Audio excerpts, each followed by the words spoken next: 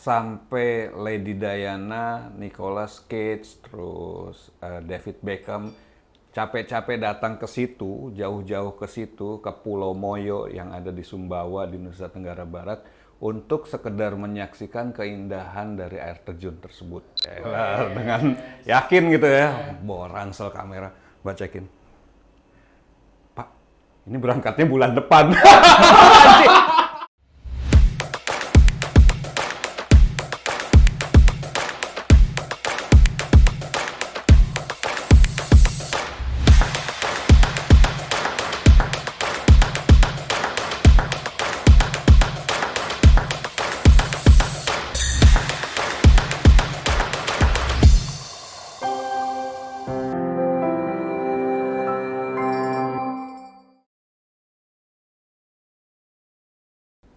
Oke, halo IN People semuanya. Jadi hari ini kita mulai untuk edisi perdana dari InDialog kita yang kita buat konsepnya agak beda dari biasanya.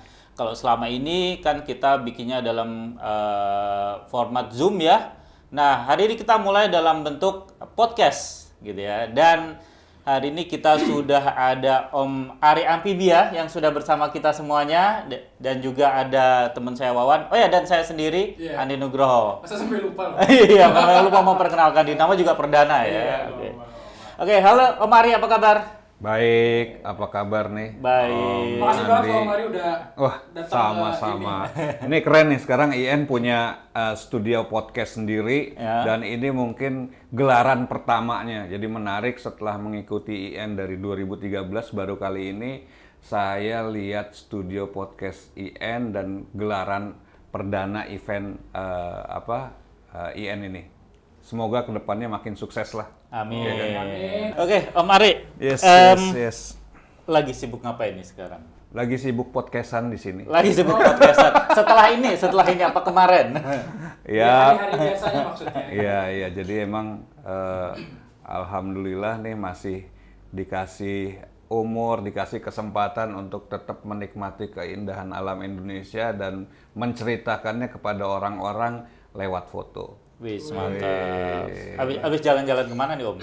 Terakhir ke Sumbawa ya, Sumbawa. Ternyata di Sumbawa itu banyak spot-spot yang menarik, terutama mungkin ada salah satu air terjun namanya Mata Jitu. Ya, Mata Jitu ini sampai Lady Diana, Nicolas Cage, terus David Beckham capek-capek datang ke situ, jauh-jauh ke situ, ke Pulau Moyo yang ada di Sumbawa di Nusa Tenggara Barat untuk sekedar menyaksikan keindahan dari air terjun tersebut. Dan ternyata emang, auzubillah, keren.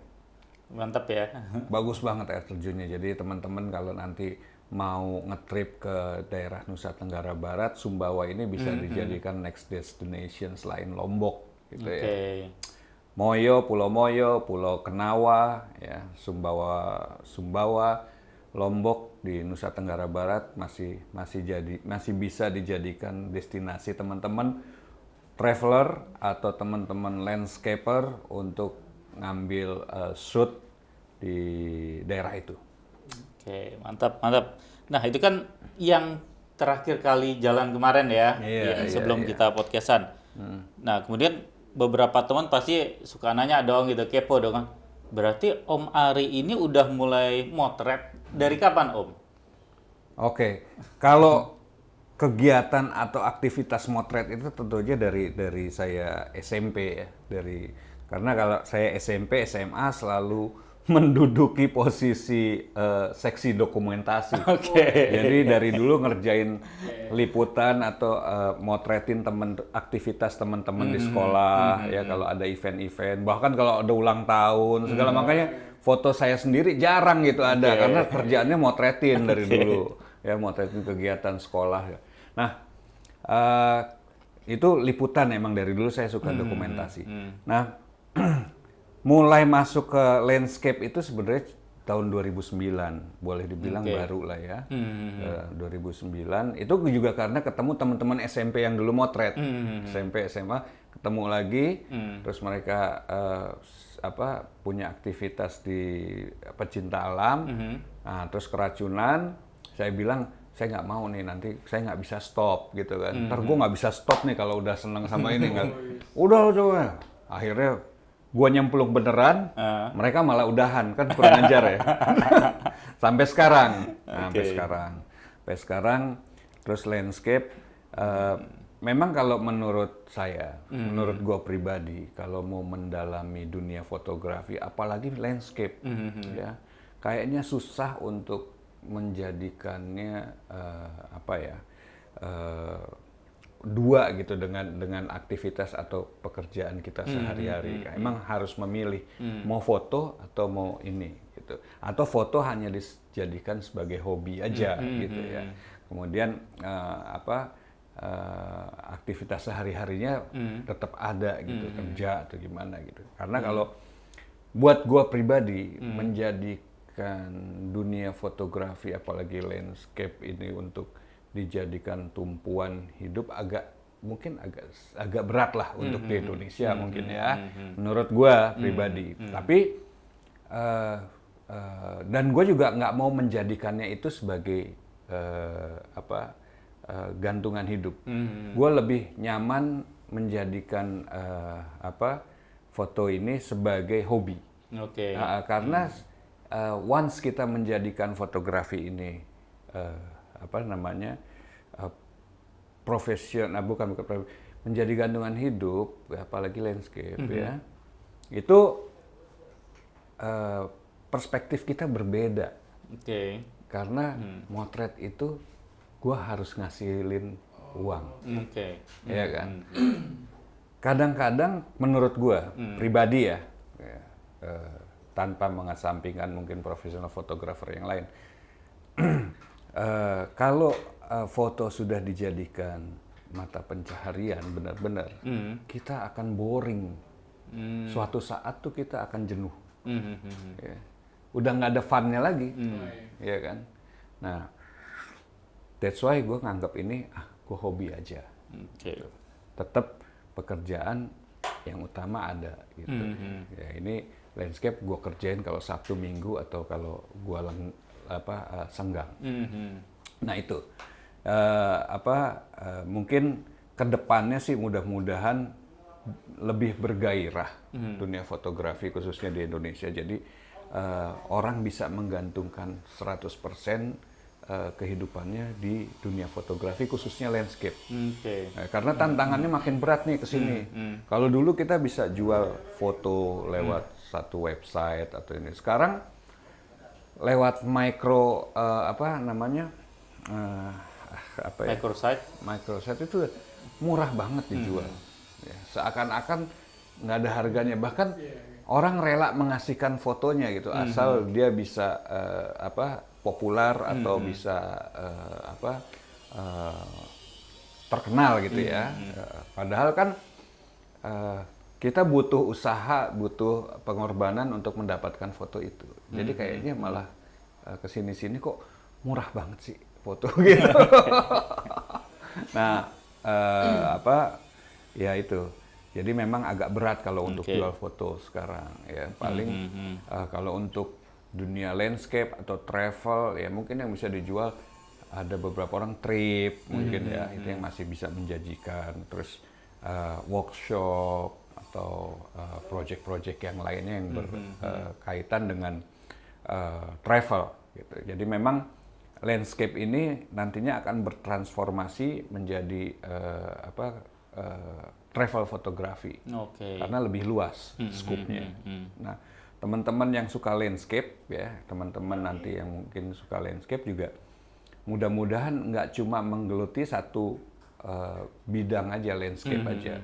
Tapi kalau nanti teman-teman traveling keluar, apalagi untuk teman-teman yang doyan landscape, yang tinggalnya di kota besar, Jakarta, Bandung, Surabaya, mungkin rata-rata jarang banget spot landscape-nya di dalam kota. Jadi harus mau motret landscape harus keluar kota. Artinya teman-teman harus traveling kan.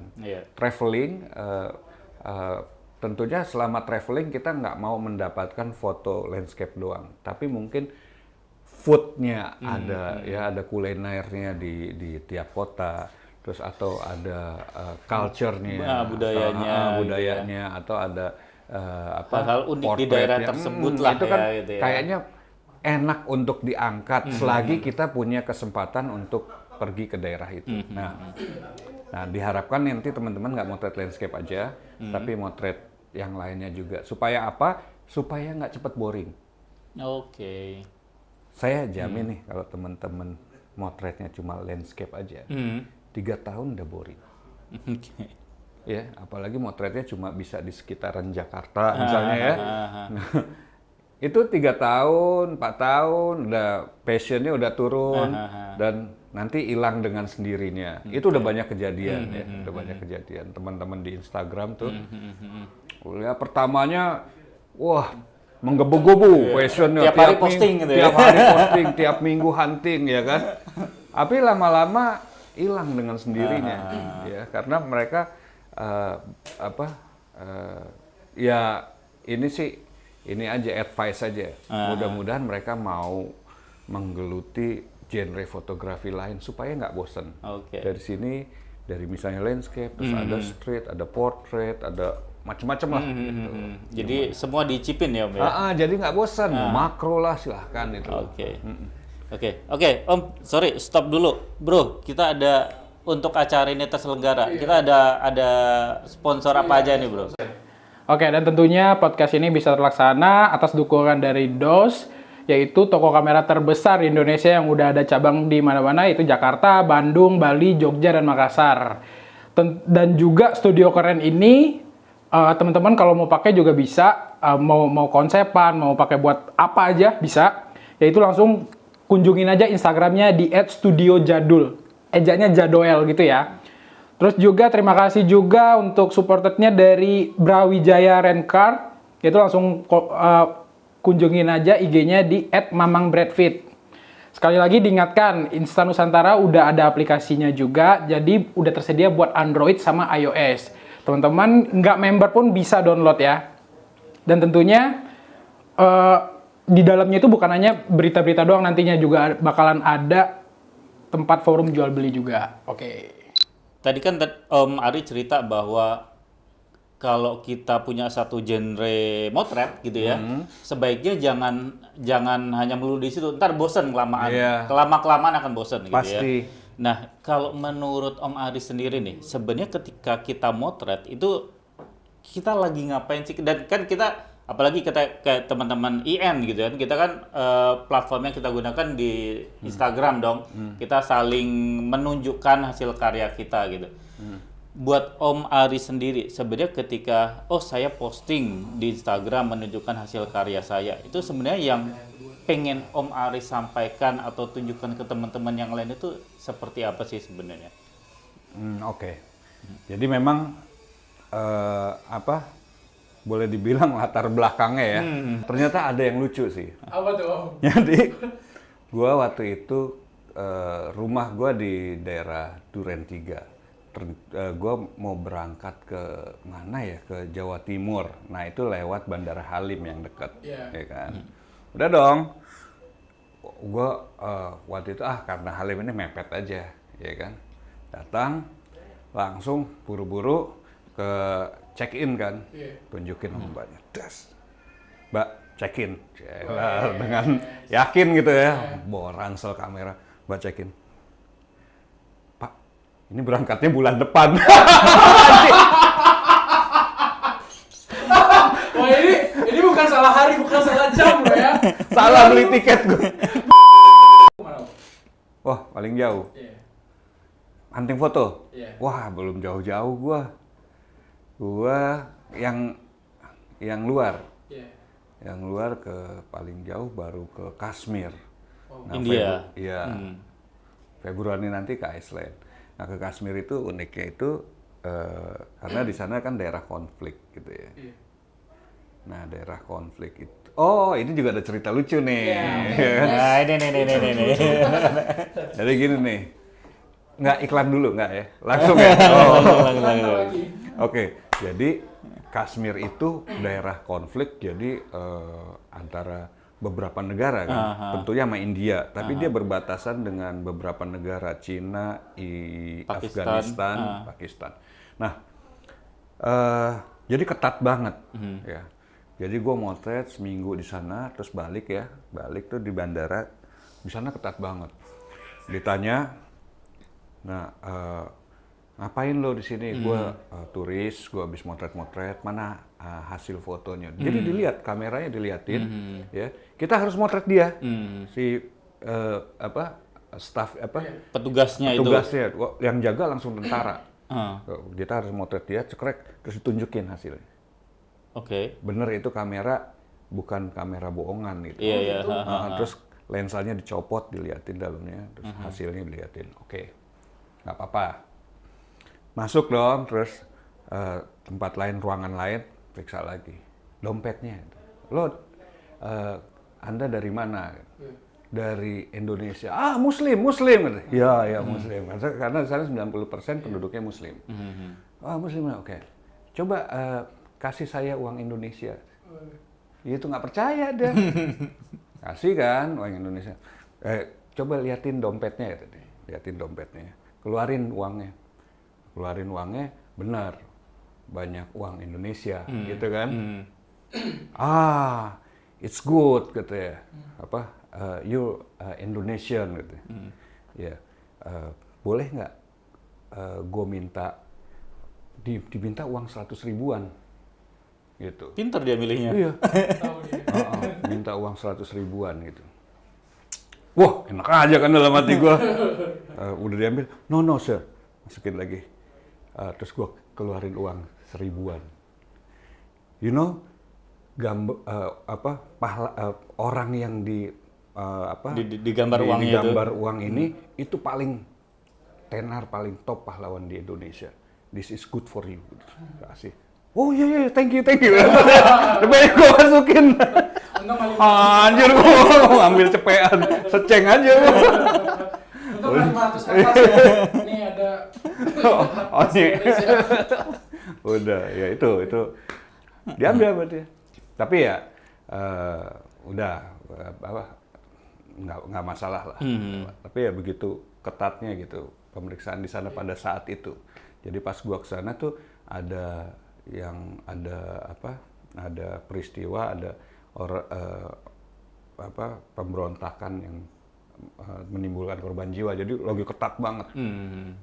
Tapi menarik banget di sana, makanya di sana disebut Little Swiss-nya Asia. Gitu. Karena juga bersalju juga ya di Kashmir itu ya. Iya, salju abadi juga. Jadi keren banget emang. Dan di sana waktu itu gua habis badai, jadi emang sebagian tuh ada banyak yang hancur. Nah, Kashmir buat gua cakep banget. Nah, karena kayak gue yang low budget gitu, kalau ke Swiss masih belum nyampe ya, yang Little Swiss aja, Swiss KW gitu. Iya. Tapi itu Om kan tadi agak ribet ya. Pas masuk doang apa nanti pas udah Masuk masih warga-warga di sini? Kalau udah di sana nggak terlalu. Udah. Nggak. Jadi tapi di sana tuh emang nggak nyaman sih. Tiap 100 meter kita lihat pagar betis tentara, tank gitu, tentara. Mungkin tiap berapa ratus meter ada aja gitu. Tapi yang ribetnya cuma di awal tadi doang berarti? Iya, pas datang. Terus kita kan harus lapor segala ya, lapor imigrasinya segala, pakai duit juga. 1000 tadi?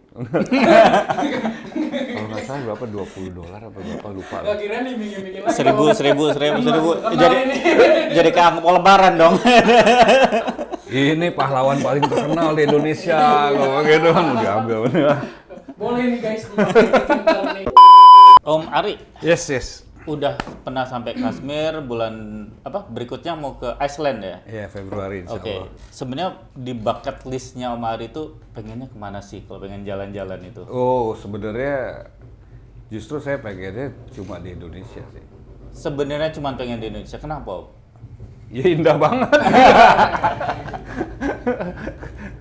Di sini lengkap maksudnya mau motret seascape emang boleh dibilang surganya, mau motret highland atau pegunungan itu ya di sini tempatnya, Ring of Fire gitu kan, mau motret culture juga ya emang Indonesia sih masih the best. Bahkan di Forbes kemarin apa negara yang paling cantik ya, Iya, ranking pertama Indonesia. Tapi emang benar.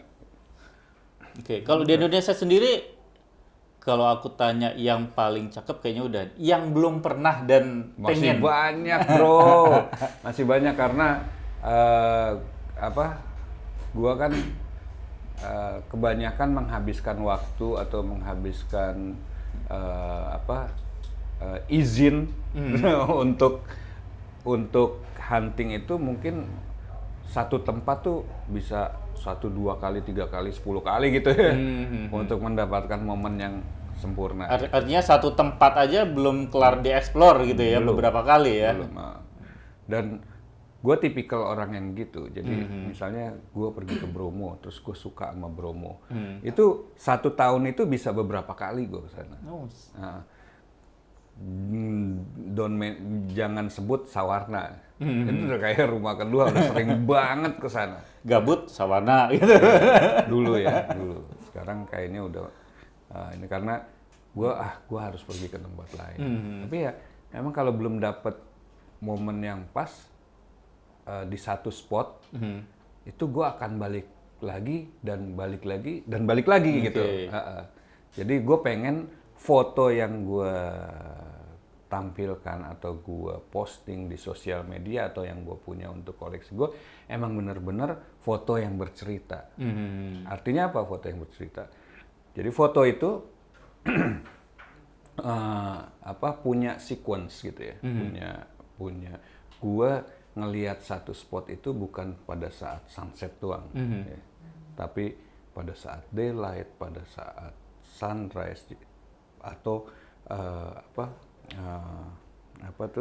apa yang terjadi di sekelilingnya, ya mungkin itu environmentnya apa gimana, tapi gue mesti lengkap punya satu foto itu.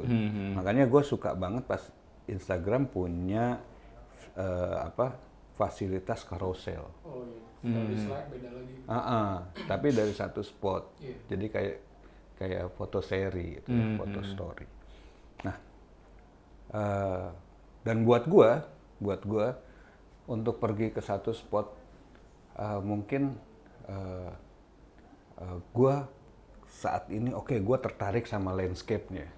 Ya, mungkin gua foto landscape-nya. Tapi next gua udah tahu nih list gua harus list shoot gua udah tahu gua mau motret apa. Gitu. Besok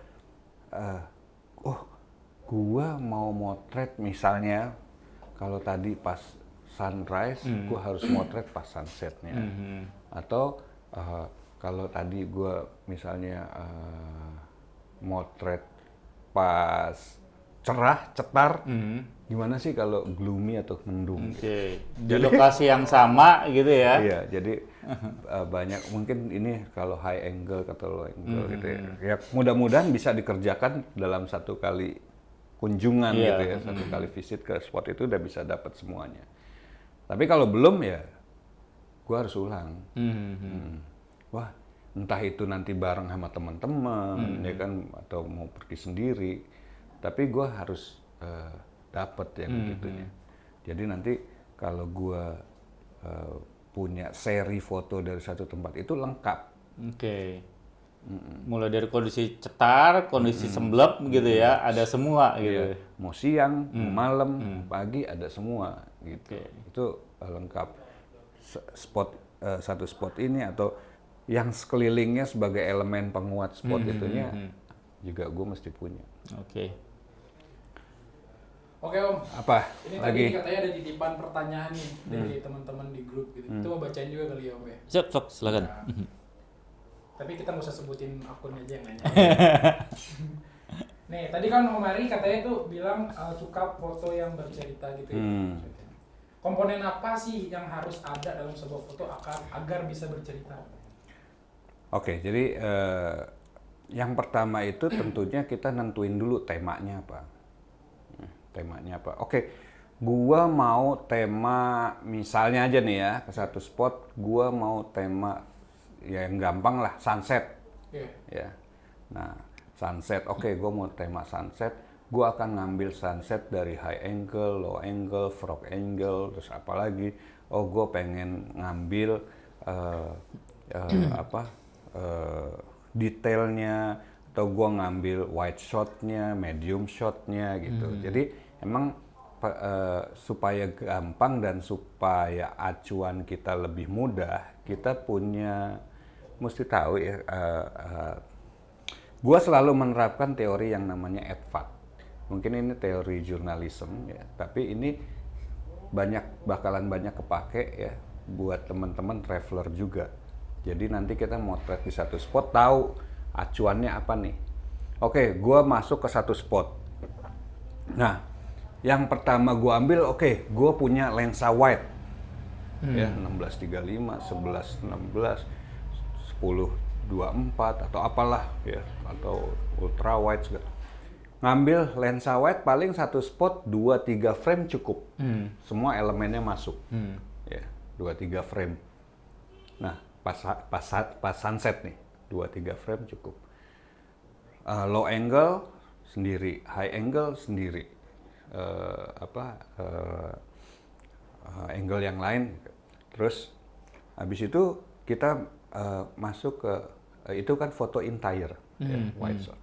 Masuk ke foto kalau di landscape atau langsung masuk ke foto detail aja. Foto detail yang khas dari satu spot itu kita cari. Oh, misalnya di Sumbawa kemarin di pinggir pantainya itu banyak pohon-pohon yang warna-warni berguguran berwarna merah segala. Ini menarik nih. Ya, warna merah, daun-daun warna merah itu jatuh di pasirnya yang berwarna putih keabu-abuan, kontras. Kita ambil fotonya. Atau karang-karangnya putih nih, ya, dengan background pasirnya hitam, figure to ground, kontras banget gitu. Nah, ini kita foto nih, gitu. Atau ombaknya yang mengayun pelan gitu, masuk ke pasir. Nah, ini kita ambil nih. Tekniknya nggak usah long exposure terus, nggak usah pakai filter terus, tapi kita tahu apa yang jadi khas dari spot itu kita ambil. Sebenarnya yang perlu teman-teman ketahui untuk acuan nanti misalnya pergi traveling mau ngambil foto apa aja ya kan, biar nggak bingung. Acuannya tetap kalau aku pribadi di teori EDVAT, entire detail frame angle time. Jadi teman-teman bisa nanti googling atau browsing apa sih teori itu ya. Nah, itu mudah-mudahan banyak yang kepake. Kalau fotonya diambil misalnya banyak foto dari teori ini nggak kepake, nggak apa-apa, simpen aja, next atau ke depannya pasti itu foto akan kepake sebagai penguat, sebagai elemen penguat dari foto utamanya supaya foto itu bisa bercerita ya. Jadi untuk foto yang bercerita, teman-teman tentukan dulu temanya yang tadi ya, kemudian tentukan subjek objeknya. Kalau misalnya cerita tentang human, tentu ini jagoannya siapa. Ya. Misalnya jagoannya si Om Andi. Ya. Tahu dulu nih Om Andi itu siapa. Namanya paling nggak, namanya tahu Andi gitu. Tema tadi terus subjek objeknya udah tahu. Andi, dia ngapain, ini ngapain gitu. Jadi tahu dulu apa yang dilakukan Andi gitu. Nah, udah tahu itu, baru nanti cari yang lama itu ngeliputnya, cari fotonya. Ya. Foto dari si Andi ini. Gitu. Jadi tahu dulu apa subjek objek. Gue mau motret landscape, gue mau motret pohon galau atau pohon yang sendiri. Ya gue harus ini dulu cari referensi dulu gitu kan. Iya, selain cari referensi juga pohon galau. Gue harus motretin pohon ini dari beberapa angle. Jadi bisa dibilang itu kayak gini ya Om. Ya misalkan foto tadi itu terus foto satu nih misalkan pohonnya dilengkapi dengan kayak gini loh daunnya ketika jatuh. Kayak gini loh akarnya kerennya. Terus kayak gini loh ternyata ada sarang burung di atasnya gitu. Ternyata terus misalnya pohon ini pas sunset kayak begini. Pas sunrise jatuh nih cahayanya ada di sini. Nah, itu yang diambil. Jadi lengkap nanti fotonya, walaupun cuma datang sekali ke satu spot itu, tapi kita punya foto utama dan foto penguatnya banyak. Jadi diceritain sekali di carousel atau fotostory lengkap. Oke. Oh, gua parkir di sini misalnya. Ada warung, foto warungnya, orangnya yang nunggu warung, anaknya misalnya, ada istrinya segala. Terus gua jalan lewat sini, jalan setapaknya di foto. Pokoknya foto terus. Jadi nanti itu mungkin receh gitu, nggak akan kepake ya sekarang. Iya.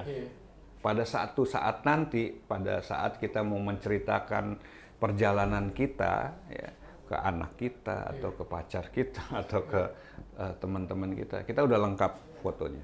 Oh, ini loh fotonya itu pas kita berhenti, ini ada warung ini, parkirnya di sini, oh jalannya begini gini sampai ke spotnya. Oh, ini spotnya pas sunrise, ini spotnya pas sunset. Oh, ini baliknya malam kayak begini nih kalau malam gitu. Jadi tanpa dikasih tahu banyak di caption ini kayak gini orang kayak gini. Caption itu sisanya 30% biasanya bobotnya. Ya, 30% itu boleh dibilang ini nggak ada ketentuan khusus, tapi boleh dibilang caption itu sebagai penguat dari foto itu. Jadi kalau bisa teman-teman posting foto, caption itu menguatkan Foto itu sendiri. Ya.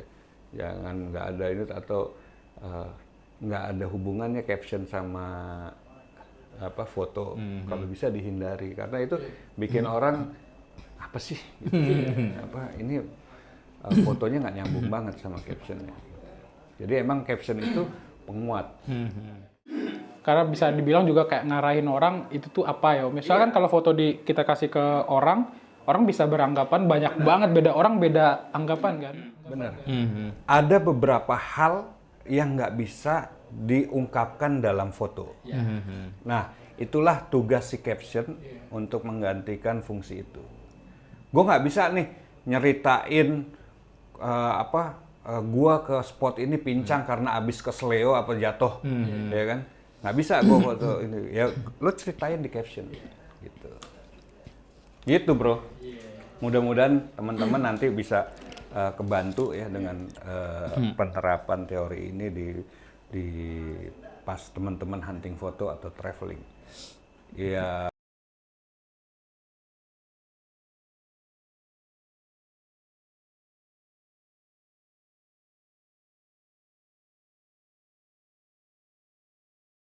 Misalkan foto di pantai pun biasanya orang udah ngambil tuh sepi, terus kayak itu mungkin Om Ari ngambilnya pas lagi rame. Jadi orang, oh ternyata tuh tempat ini tuh rame ya. Orang jadi tahu juga kan, kayak gitu contohnya. Lagi sekarang ada Reels kan. Iya. Reelsnya bisa jadi penguat juga. Ada yang foto di Instagram tapi realitinya seperti ini gitu kan. Itu menarik sebenarnya kan. Iya. Ekspektasi lawan reality gitu ya. Jadi orang secara nggak sadar, oh ternyata kayak gini ya. Orang kebayang gitu. Iya. Oh ternyata ngambil fotonya susah ya gini-gini, terus habis itu fotonya dicolong lagi. Oke, gitulah. Oke, Om Ari, satu pertanyaan terakhir. Oke.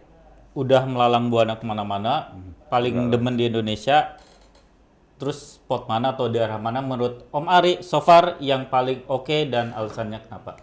Dan satu daerah yang pengen banget tapi belum kesampaian. Waduh. Kalau Indonesia yang sorry, di-cut dulu ya. Apa tadi? Daerah yang udah dikunjungin dan menurut Om Ari paling the best gitu ya, dan alasannya apa, dan yang pengen dikunjungi tapi belum kesampaian. Oke. Jadi menurut gua Indonesia Timur masih merupakan Indonesia bagian timur masih banyak surga-surga yang tersembunyi. Ya. Hidden gem-nya masih banyak banget ya. Masih banyak banget ya. Jadi emang Indonesia itu indah banget. Dan PR banget buat gua untuk lebih banyak mengunjungi tempat-tempat spesial khususnya di Indonesia Timur. Dengan adanya media sosial, Instagram dari mulai tahun 2012, 2013 itu banyak banget ya teman-teman fotografer lokal yang memposting keindahan daerahnya. Gitu ya. Jadi itu banyak ngebantu gua dan teman-teman lain kalau misalnya mau visit atau mau hunting di daerah tersebut. Kalau dulu kita misalnya mau ke daerah mana ya, misalnya ke daerah Lombok gitu, kita nggak tahu siapa yang bisa kita ajak teman daerah sana. Waktu tahun 2011, 2010, 2009 kita nggak tahu. Sekarang dengan adanya Instagram kita bisa kenal teman-teman di sana, ya kan? Kita kenal, gue mau ke sana, ya gimana bisa nggak difasilitasin apa gimana? Sekarang kan banyak kemudahan begitu.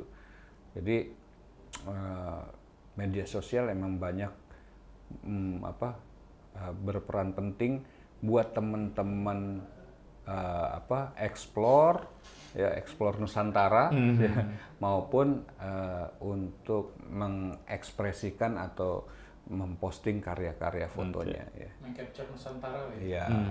Sesuai dengan tagline Instan Nusantara. Nah, untuk destinasi di Indonesia yang masih pengen gua kunjungin tentunya daerah Maluku, Sulawesi ya, masih banyak lah PR gue untuk daerah sana pengen gue kunjungin ya.